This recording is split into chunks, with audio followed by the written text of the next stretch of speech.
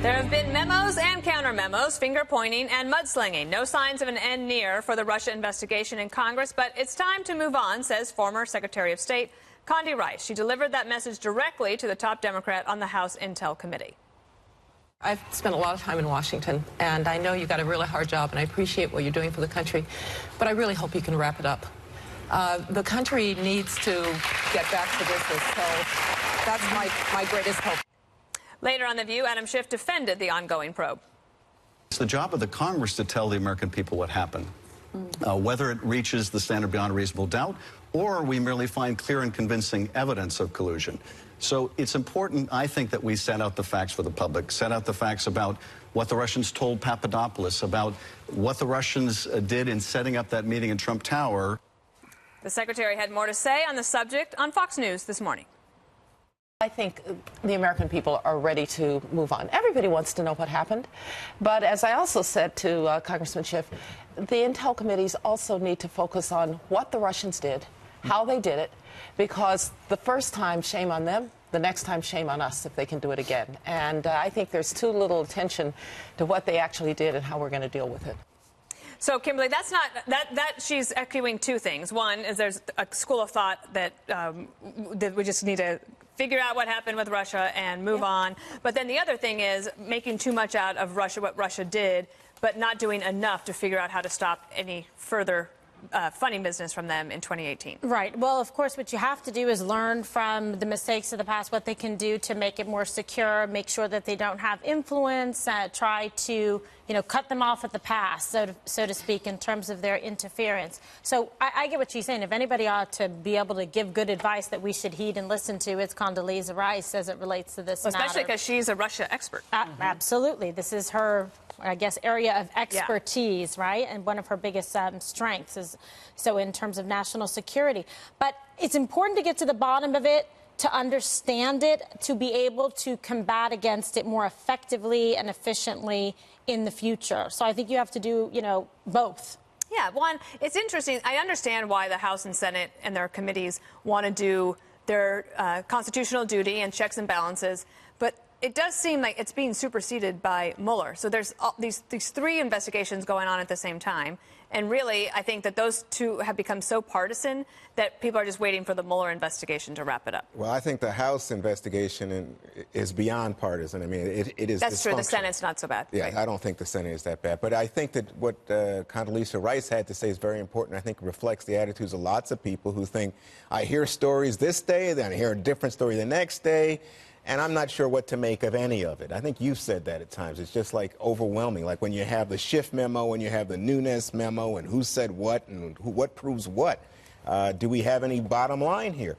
The difficulty with it is that, of course, when people, there's a new term out that I keep hearing people use, gaslighting.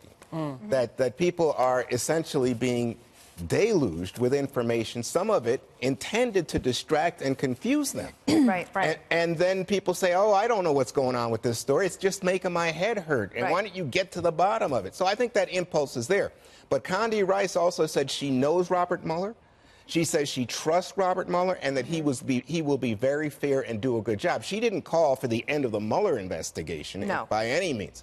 So I think we have to be very clear about that. Right. She is also one of the only ones from previous governments that has been willing to go actually out and say something that she really feels. Most people within the Obama administration haven't basically said anything, maybe because they're worried about things that could come out later. Yes. But she does speak from a position of authority, having been at the State Department, knowing the Russians, having worked in a White House, to know that our eyes should be on the important ball, which is preventing it from happening again. We have very few statespeople in this country anymore. I feel like back in the 90s or even before then, there was these heavyweights in the Reagan administration and from previous administrations that you look to that rose above politics. Condoleezza Rice is one of them. We don't have a lot, so it really carries a lot of weight when she says this. What I'm pretty struck by is the fact that Adam Schiff can get booked on The View. If he can get booked on The View, There's hope anybody for you, can get Jesse. Yes, I should be booked next. And did you hear the people clap in the View audience when she says, let's wrap this thing up? I was surprised by that. But also not surprised because the USA Today poll just came out and said Russia is ranked dead last on the issue of voters for this country. And it's no surprise because it doesn't move the needle on anything. And it's been 9 months. It's cost millions of dollars. There has been no evidence put forward of collusion or obstruction. I'm not saying there isn't, but there hasn't been any yet. I believe if there was, it would have leaked by now. I want to see it wound down. I don't want to see it dropped. I just want to see it come to a rightful conclusion. I don't trust Mueller. I don't trust anybody. I trust myself. That's about it. I think he stacked the deck, so I'm a little. It's like a weird speech. I'm a little worried that he stacked the deck with the people that he's brought into his team. Wait a second. What about your mom?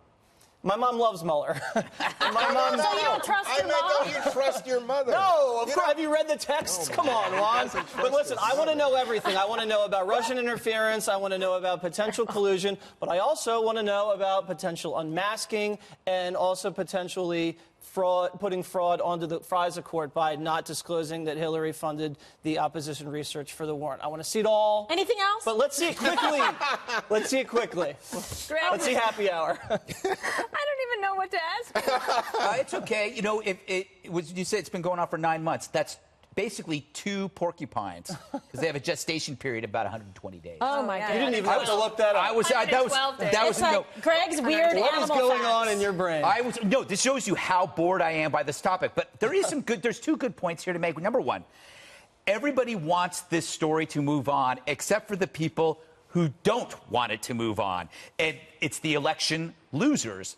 Now, remember they ruthlessly attacked Fox News and they ruthlessly attacked the Republicans over dwelling on Benghazi, in which 4 Americans died, and it was blamed on a terror attack blamed on a movie.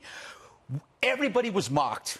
They had there were comedy shows, Colbert. They'd show the flaming cars, and they'd be making jokes about why are you spending so much time? Move along. Nothing happened there. Move along. But now, this is their Benghazi, right? This is their thing. It's paper thin, but they're clutching on it hard. And the longer they clutch it, the more that they hope this is real, the better it is for Russia. Russia is the third wheel that is trying to break up a couple. That is America. They're like the young, attractive model that moves into your condo development right across from the bay window. A distraction that leads to destruction. Gosh. Are you like a peeping Tom person? Not anymore, Kimberly. Gave it up. Yeah, I gave it up. It's a lot of work. Next to gut By the way, my name's Greg, so I couldn't be one. Oh, Tom. Yes. Got it. Well. See how exhausting this Russia story is? Yes. No, then there's this other thing. Okay, so House Intel Chair Devin Nunes Oh my God! put out another letter. Sell it, Dana. To the attorney. Honestly, I don't get it. The struggle. You want me to do it? I'll do it. I'm gonna tell nope.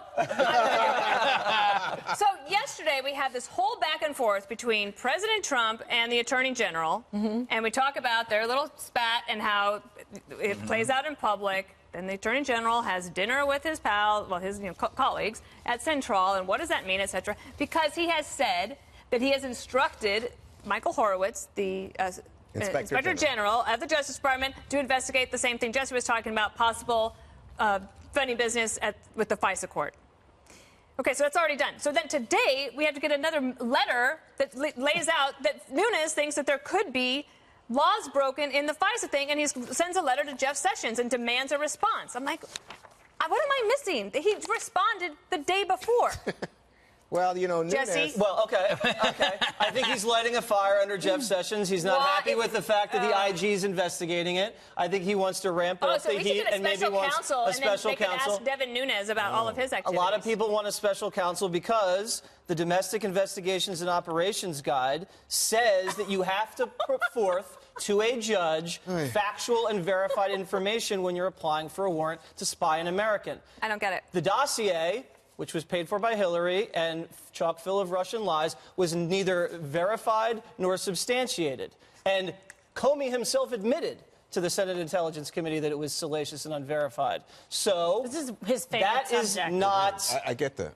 That is not honest, and it is against the law, and that's what he's asking Sessions to look at for the 7th time. You know, one of the things I couldn't stand in Washington, even from when I worked on Capitol Hill, through my time at the Justice Department, over to the White House, was how people on both sides use letters to somebody else in order to get press attention. It is so annoying. I like how President Trump does it. He bypasses the whole process and just sends a tweet. I don't know, but see, I disagree. I think it's kind of nice to bring back the letter. I love like handwriting. And when fans write to me about the show, I read every piece of fan mail, and I love the handwriting. You can almost guess the age because generally older people have better handwriting. Absolutely. Young people, they can't hold pens anymore. They don't know how. They look at a pen or a pencil, they get very nervous. Do you read the fan mail that comes from people cutting out letters in the newspaper?